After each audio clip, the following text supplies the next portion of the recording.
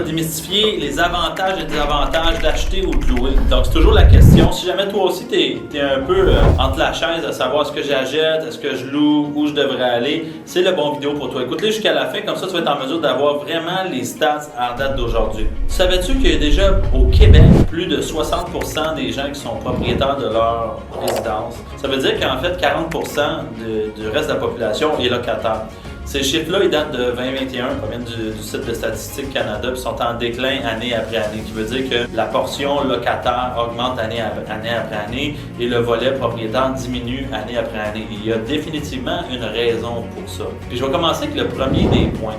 La première des choses, c'est que je pense que tout dépend de où ton projet, quel type de propriété tu vas acheter, puis c'est quoi ton objectif en arrière de ça. On nous a vendu pendant des années le rêve américain, je vais dire comme ça.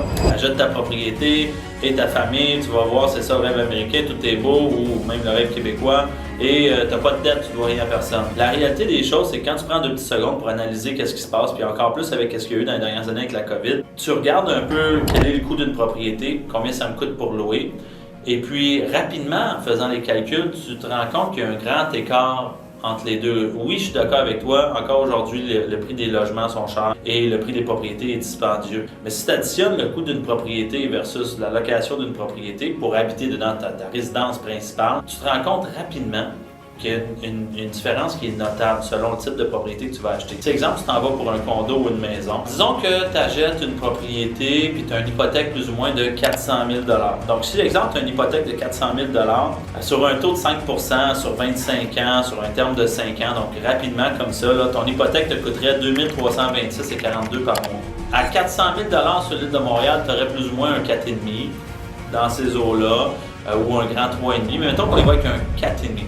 Ça, c'est les coûts pour être propriétaire d'une propriété à 400 000 $, mettons un condo sur l'île de Montréal. Après ça, tu vas rajouter les frais de condo, peut-être un 200 $ par mois, donc tu tombes à 2 530 par mois. Après ça, je vais rajouter les taxes scolaires municipales, donc je tombe probablement pas loin du 2007 par mois pour ces paiements-là, plus mes assurances, un autre peut-être 100 $, 150 $. Grosso modo, là, toute charge ensemble, 3 000 $ par mois pour mon 4,5 sur l'île de Montréal. Ça, c'est en étant propriétaire. Si à l'inverse, je m'en vais locataire, mon 4,5 sur l'île de Montréal va peut-être me coûter entre 1 500, exemple, à 2 500 selon les rénovations qui ont été effectuées. Mais si, exemple, on compare, je vais sauver peut-être à peu près 1 000 $ par mois au minimum, puisque j'ai pas de taxe scolaire municipale à payer, j'ai pas de frais de condo à payer, mes assurances vont coûter moins cher que celui que j'ai pas d'hypothèque à payer.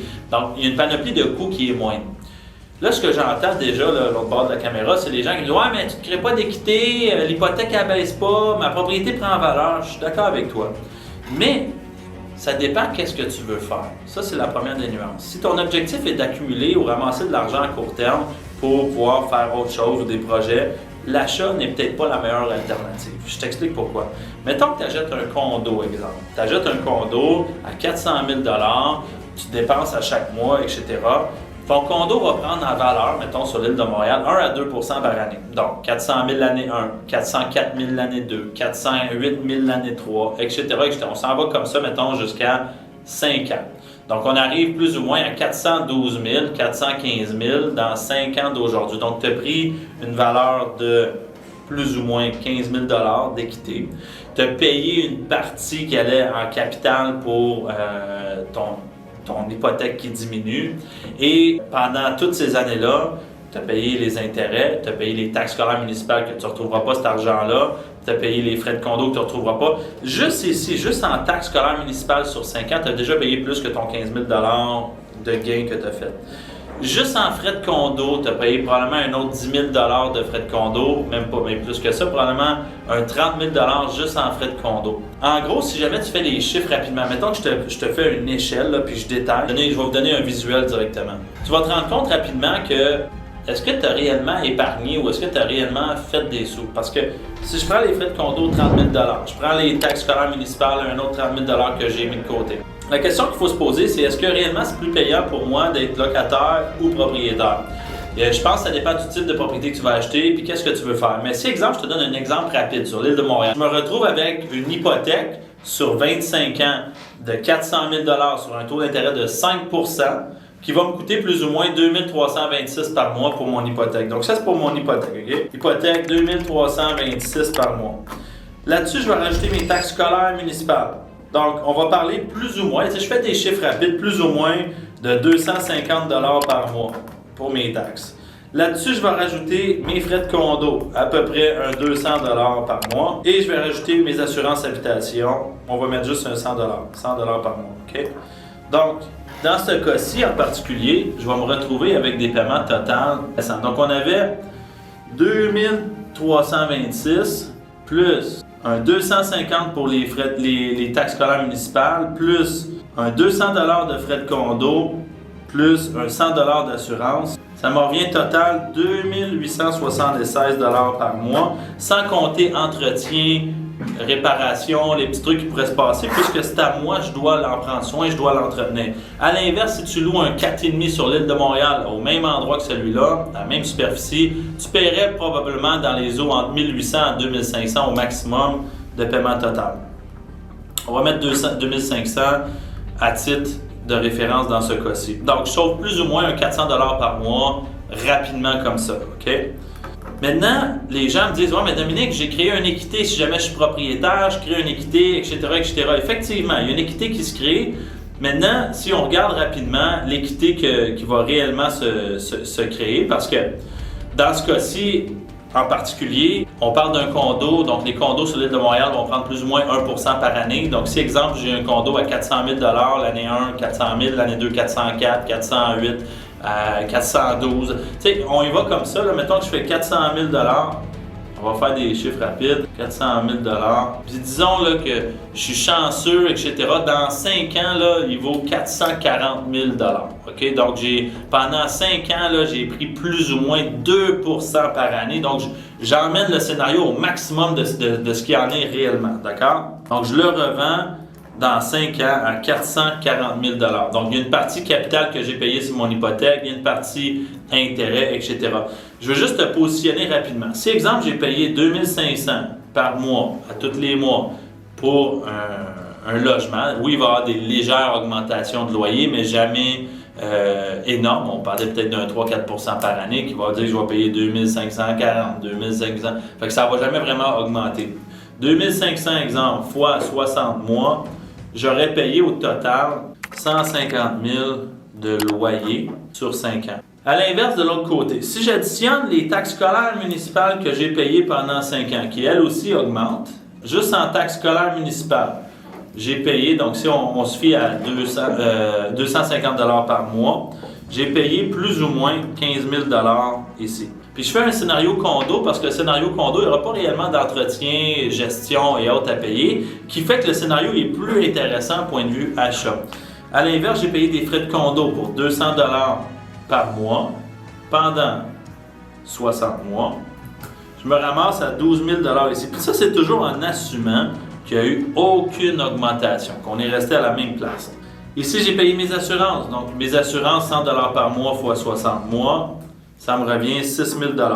Et mon paiement d'hypothèque, donc mon paiement d'hypothèque 2326, assumons que la moitié s'en va en capital, la moitié s'en va en intérêt. Donc 2326 divisé par 2, donc on va le diviser par 2 pour avoir la partie intérêt seulement, fois 60 mois. Donc 70 000 $. Donc je prends les dépenses totales. 70 000 $ que ça m'a coûté pour maintenir mon condo, plus mon 15 000 de frais qui étaient là en ligne de compte.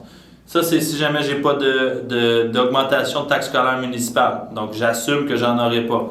Ensuite, on rajoute les frais de condo en assumant que les frais de condo vont rester les mêmes, qu'il n'y a pas de changement. Je rajoute mes coûts d'assurance dans ce cas-ci. Donc, j'arrive grosso modo à 103 000 $ de dépensés sans surprise. Donc, plus ou moins, actuellement, je suis propriétaire d'un condo et ça m'a coûté au total plus ou moins 103 000 $ pour le maintenir. Je n'ai pas mis $1 à l'intérieur d'entretien, donc j'ai mis absolument rien. Je n'ai pas changé de poignée de porte, je n'ai pas changé de lumière, je n'ai rien fait absolument à l'intérieur. De l'autre côté, j'étais locataire, ça m'a coûté 150 000 pour les 5 ans où j'ai été sur place et je me retrouve avec aucune restriction, je veux dire, sur place. Encore une fois, c'est une situation condo. Dans ce cas-ci, ça aurait peut-être été plus intéressant pendant 5 ans d'acheter, puisque ça m'aurait coûté un petit peu moins cher, puis j'aurais fait un profit de 40 000 $ dans ce cas-ci. Mais si jamais c'est une propriété, une maison, exemple, que tu achètes, ou un duplex que tu achètes, Ben, il y a une notion qu'il faut qu'on regarde qui est plutôt le fait que tu vas avoir de l'entretien à mettre sur ta propriété durant les 5 prochaines années. Tu vas avoir un certain coût à planifier pour ça. Puis il y a l'augmentation des dépenses qui n'a pas été calculée dans ce scénario-là. Et j'ai pris un scénario dans une mesure où ton condo prend un 2% en valeur à chaque année. Si tu achetais une maison, puis on refaisait le même scénario, les chances auraient été très, très élevées que tu aurais été plus avantageux de louer au lieu d'acheter une maison. Si tu arrêtes ton projet, on fait le même scénario, mais au lieu de le faire sur 5 ans, on le fait sur 3 ans, tu aurais peut-être été plus avantageux de le louer versus acheter. Moi, ce que je te dirais, mon opinion, c'est que tu devrais louer où tu habites et acheter où les autres vont habiter. C'est ce que moi, je te recommanderais. La raison est simple, c'est que quand je suis propriétaire de ma propriété et puis que je fais des dépenses d'optimisation ou autre, si jamais ce n'est pas une propriété à revenu, je dois les sortir de mon compte de banque, tout l'argent que je dépense après impôt. Donc, je le paye presque en double, cet argent-là. Ça veut dire que, mettons, tu as un salaire de 100 000 par année, je mets 15 000 dans la maison, bien, mon salaire, j'ai payé l'impôt dessus, je m'en vais dépenser 15 000 pour faire des réparations sur ma maison avec de l'argent que j'ai déjà payé de l'impôt. À l'inverse, si jamais c'est une propriété à investissement, je fais un investissement et je dois faire des rénovations locatives, des optimisations locatives, je peux dépenser des sous et aller chercher un retour là-dessus qui fait qu'un investissement devient plus payant. Donc, ma recommandation dans une situation, est-ce que je me pose la question, est-ce que je devrais acheter, est-ce que je devrais louer? Regarde ton scénario à toi. Combien de temps tu te vois habiter là? C'est quoi tes dépenses mensuelles? C'est quoi ton budget que tu peux te permettre? Puis c'est quoi ton objectif à moyen et long terme? Est-ce que tu te vois déménager, tu te vois rester là? Est-ce que tu te vois louer éventuellement, en acheter d'autres, oui ou non, etc., etc. Donc, je m'irais vraiment dans cette optique-là avant de prendre une décision pour t'assurer de prendre la bonne pour toi. Si jamais tu hésites entre les deux, tu ne sais pas, est-ce que ça serait plus avantageux pour moi d'acheter, pour de louer, qu'est-ce que je devrais faire? Envoie-moi un message direct, puis on va pouvoir te supporter dans ça, puis te dire exactement ce serait quoi la bonne option pour toi.